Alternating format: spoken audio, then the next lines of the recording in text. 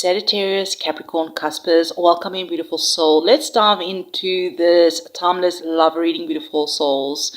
Always remember, take what resonates, leave the rest. What if the biggest thing of locking the love you desire isn't outside of you at all? What if Spirit is showing you today exactly how to open up your heart to receive the kind of love you've always deserved? Stay with me because this message is just gonna get deep, right? And like the final cards are just going to reveal actually how powerful this transformation that could completely change your whole love story. Now, how you currently accept love, what Spirit is bringing forth is the Eight of Wheels. Right now, Spirit is showing me that you tend to accept love through actions more than words. Wow.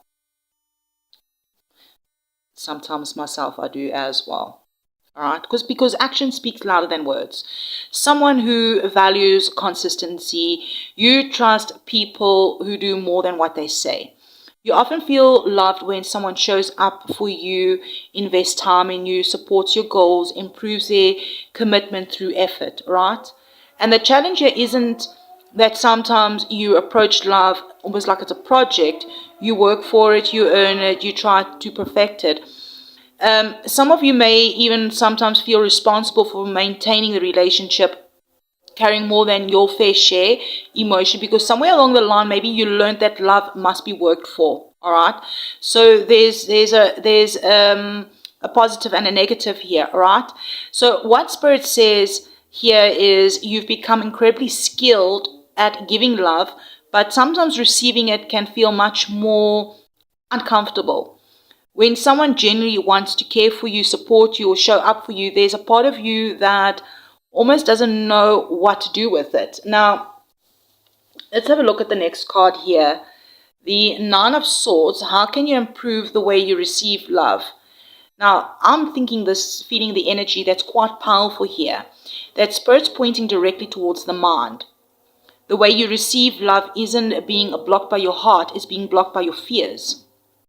The Nine of Swords can show the overthinking, the worrying, the worst case scenarios, the fear of disappointment, fear of betrayal, fear of getting hurt again. Some of you maybe receive love with one foot already preparing for the loss. Wow, a helicopter just went over. When things are going well, your mind is asking, what if this changes? What if they leave? What if I'm being fooled? What if I trust and get hurt again?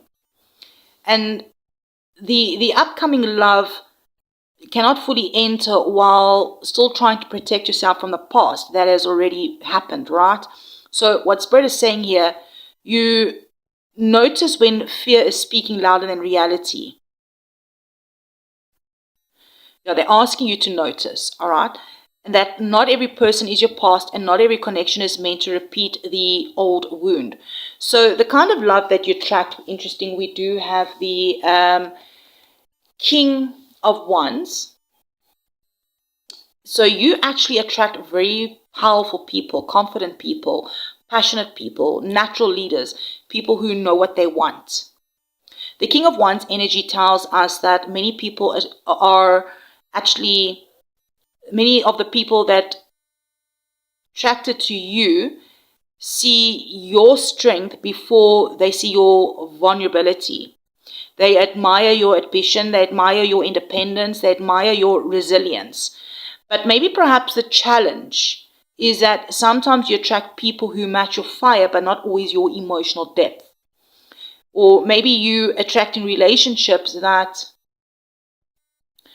create intense chemistry, but require deeper emotional honesty to survive. So what Spirit says that you're moving into a season where you're no longer attracted solely to the passion alone, right? That you're beginning to desire the emotional maturity alongside the passion. And that is what's going to be changing everything, all right? Because your next card here, how can you change the vibration to attract more positive relationships? Judgment. And this is a huge card, okay?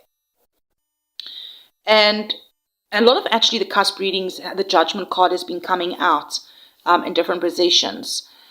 So what Spirit is saying here for you guys is to stop identifying the old version of yourself. Some of you are maybe still carrying stories that no longer belong to who you are becoming. Like the story's example of, I always attract unavailable people. Love never works out for me. I'm always the one who gets hurt. Maybe I'm asking for too much. So judgment appears when the soul is being called to a higher timeline, right? It's about forgiveness, forgiving yourself mostly, forgiving the past, forgiving choices that taught the painful lessons. Because when you stop defining yourself by what happened before, you actually create space for something completely different to arrive. So what Spirit is saying, you cannot attract from your future while living emotionally inside the past. Now, here for the baggage surrounding love, this is actually quite beautiful and heartbreaking at the same time. Queen of Cups, right? Because the baggage isn't that you don't love deeply. It actually is the opposite. You love very deeply, you care deeply, you feel deeply. The Queen of Cups often carries the emotional memories, right? The old attachment, the old heartbreak, old hopes that just never fully disappear. And some of you may be still carrying the emotional energy from relationships that ended years ago, not because you want them back, not because part of your heart never fully processed the loss. It's just that Spirit shows me this beautiful soul here who has spent so much time caring for everyone else's feelings that sometimes your own emotional needs get pushed aside. And eventually, that becomes emotional baggage. Not because you're weak, not because you've been strong for too long, right?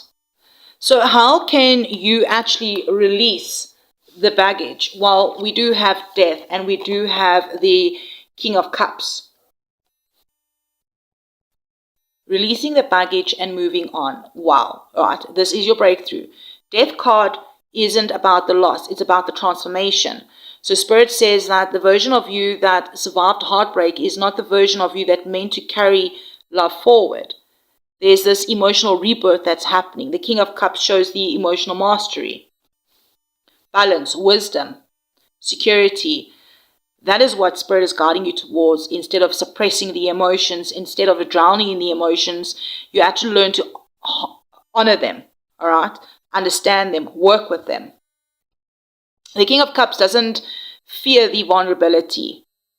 It understands the emotional honesty that is actually strength. Emotional honesty is actually strength.